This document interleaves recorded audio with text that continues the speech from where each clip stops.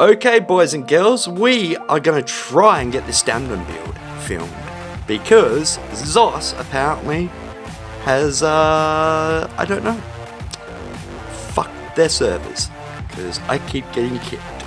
So we won't be going into PvP. I'll be doing this in PvE. But we've still been crashing in at my house, so we'll try and get it done. Anyway, you can skip to this point if you want to go straight to the main build. If not, we're going to talk about the starter build and things you can run on when you don't have your VAT two-hander and when you don't have Malakath. Also, this is basically Kidden's build, so I'll have a link to his Twitch channel in the description. Go give that boy a follow. He's another Aussie streamer. Hopefully, just hopefully, we can do this.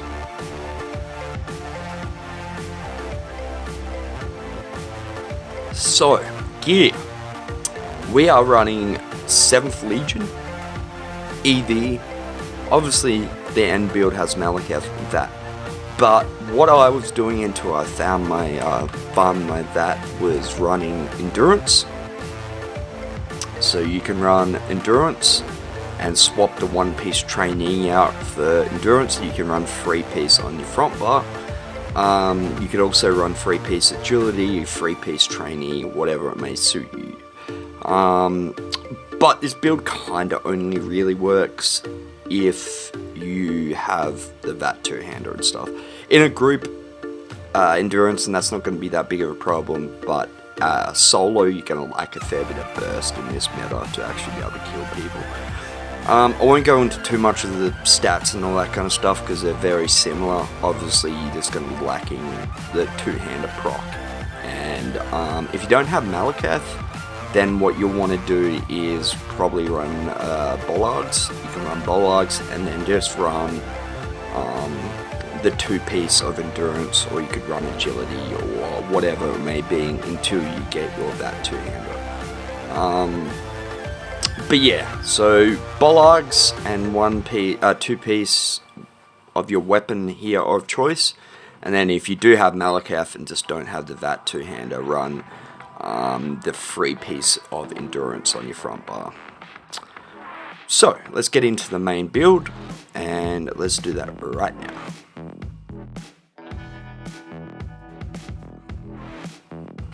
So with the main build, as I said originally, we're running EV, backbar 7th Legion, Malakath, and the VAT two-hander. So what I'm trying to go for trait-wise on my body is reinforced on my large pieces. I still haven't been able to trait change this one just yet, but this will be reinforced. The 3 will give you about 1400 more resistances, so it's quite nice. And then I'm running, going to go well fitted on all my small pieces. But if you like to block more than dodge roll, sturdy might be a better option than well fitted. It's just I like to dodge roll more than I like to block. And then our jewelry, we're running infused. Now this is where I've gone a little bit different to what some people will want to do as well. I've got infused and 2 swift. So if you're American, the speed's probably not going to be that big of a necessity. But I've been trying to deal with the Aussie lag, and like any Aussie will tell you how bad D-swing is and stuff. Like you'll just wind up your D-swing and they'll move out of range and it'll deactivate, and you'll just stuck in an endless loop of D-swings not going off. So the extra 14% speed here is just lets us stick on that player, lets us get more D-swings off, and is just kind of overall help better. For me anyway.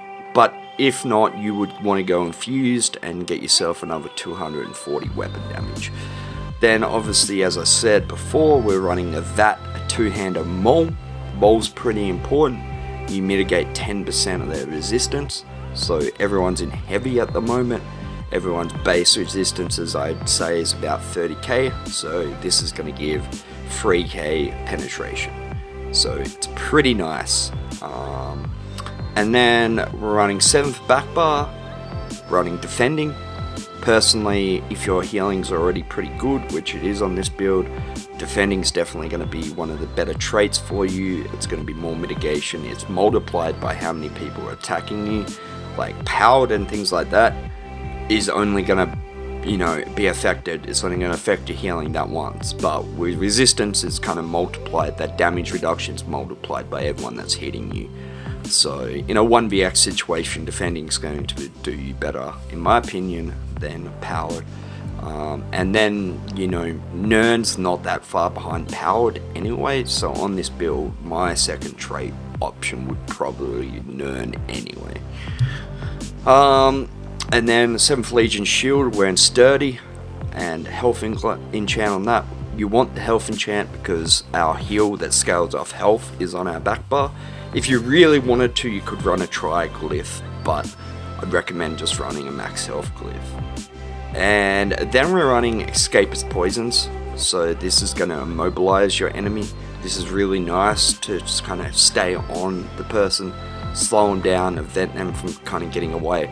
You can also proc this on someone on their mount if they're trying to ride past you, and it will snare them on their mount as well. There's a lot of different variations. These are actually not the ones I like to run. The ones I like to run have them mobilize and then grant you immunity and speed. So I like these in the back bar. We don't run a poison on our front bar at the moment just because we've got that Berserker enchant. And that's basically the gear and trait situation.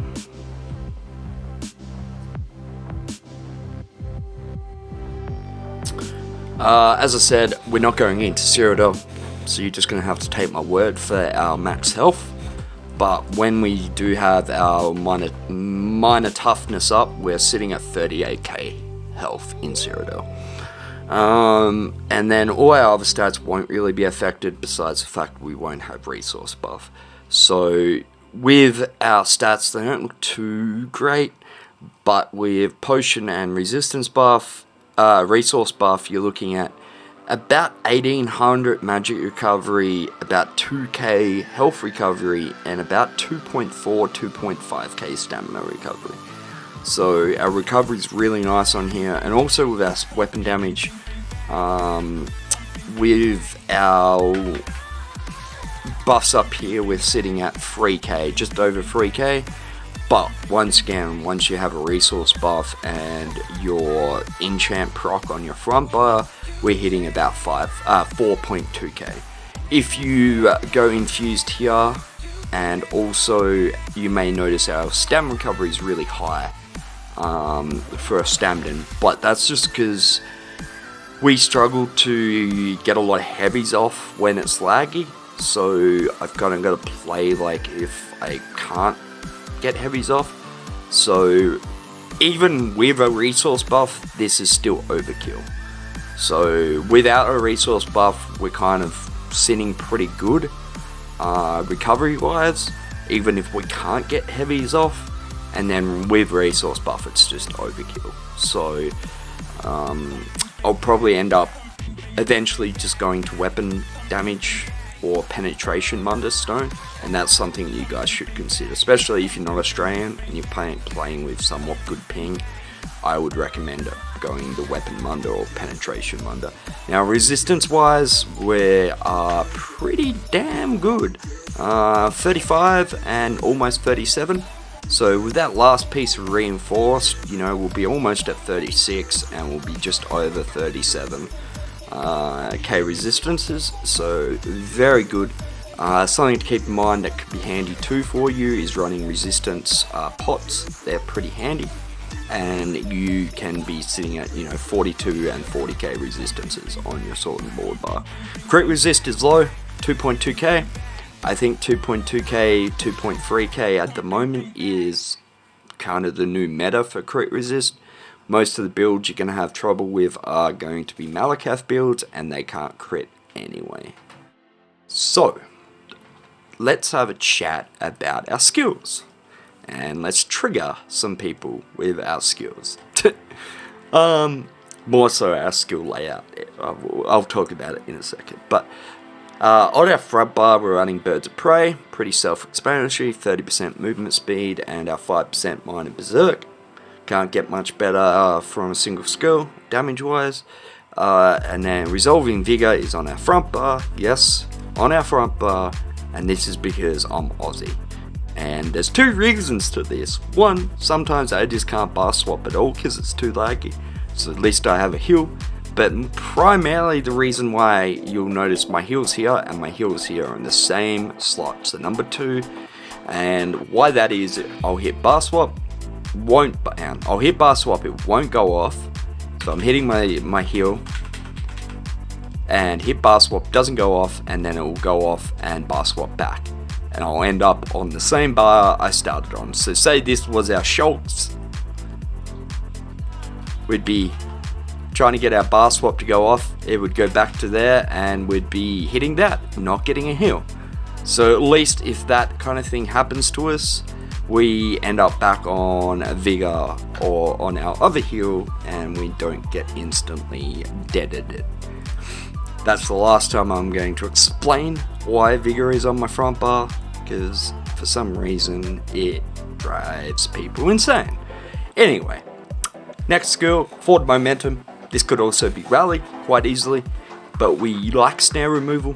That's why we've gone Forward Momentum. If you wanted to run Race Against Time, you'd obviously probably, what I would do is swap Vigor out for Rally. And then just use our other heal. But that's up to you. Then we have D-Swing. This is obviously our single target spammable. It's going to set off balance so we can get our heavy attacks. I'll show you guys the combo in a second. And then Executioner, pretty self-explanatory, one of the strongest executes in the game. GG. Then we're running Dawnbreaker. This could also be Permafrost. If you wanted to run Sword and Board ult with Perma, or you could run Perma on your back bar with Dawnbreaker. Pretty solid ult when you time it with the rest of the combo, and I'll show you the combo here in a minute. Back bar, Bull Netch, basically 5,000 stamina over 25 seconds. Doesn't sound like too much, but you got to remember that you got to halve that time duration. So technically, just because we're rounding off here, it would be every 12 seconds. So you say 5,000 over 12 seconds, it starts to sound pretty good. And the math works out for it to be about 420 stamina recovery. So about the same as Magic Templar, or Templar's rune that they put on the ground. I think that's about the same as well, 420. Obviously gives us our Major Brutality buff, and also removes one negative effect every 5 seconds, which is really nice. You can also spam this because it doesn't cost anything. And if you're not running a snare removal, you could run this to kind of remove the snares from you. Then we have Arctic Blast, the skill that's carrying the health wardens at the moment. So it's a heal that scales off your max health. That's why a lot of Stamden's running around with 40k health. It's pretty solid once you kind of get over like 34k. Around that kind of area. Once you start hitting that, it's a pretty solid heal. Even like 32k, it's still a decent heal. But obviously when you're sitting at 40k, it's a really solid heal. Then the next we have Ice Fortress, which is our our armor resistance buff, and also gives us minor protection. So it's really solid. It also is proccing our 7th Legion. So that's to keep in mind. Something else to keep in mind is the duration on this is 24 seconds, but the duration on 7th is only 15 seconds. So technically you want to be recasting this every 15 instead of every 24 seconds. It's something that I didn't really realize when I first started playing this setup. Next is Pierce Armor. Does a small amount of damage, but adds nearly 9k, I think it's nearly 10k, so 9k penetration, which is pretty damn nice, especially at the moment everyone's got high resistances. This could be vines as well if you wanted to, instead of if you're running in a group that someone else is already running this. Vines is really nice too. I just struggled to fit it in the build, and since Major Mending's got nerfed, it's kind of it's a good skill. It's just I'd prefer the 9k penetration for when I'm solo. And then sub. This is kind of the last skill in our burst combo, and I'll show that in a second. And then we're running Spell Wall. So as I said, you could swap it out for Perma if you wanted to run Dawnbreaker. Just a really good defense ult, especially if you've got a Sork that's spamming Overload or something like that. You can throw it back in their face. It's pretty nice.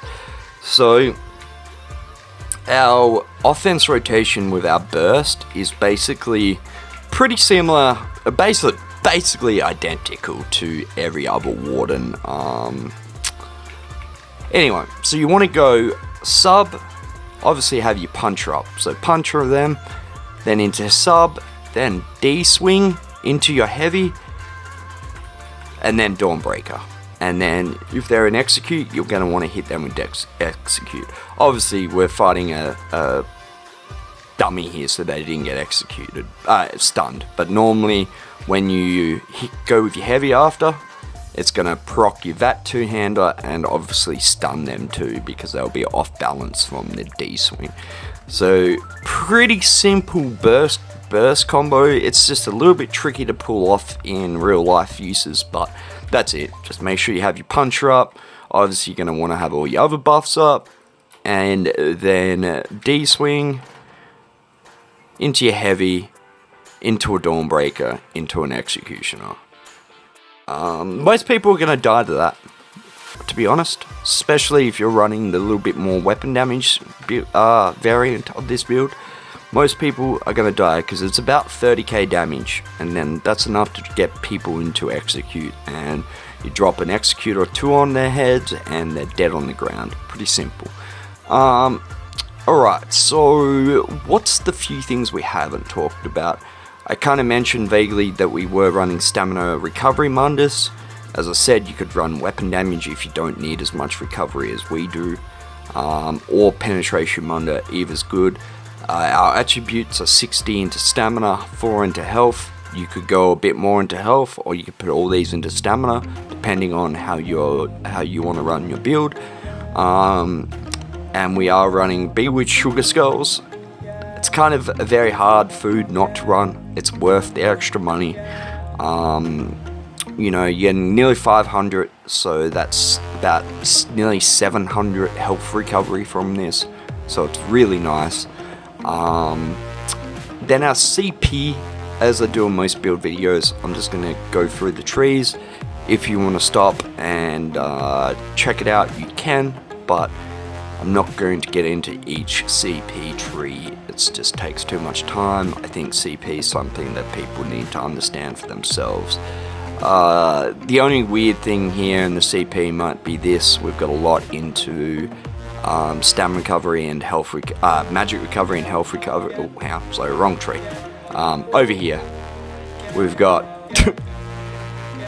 we've got a lot into health recovery and stamina recovery. That's just because we do have a fair bit of magic recovery and health recovery on top of our stamina recovery. But that's the CP.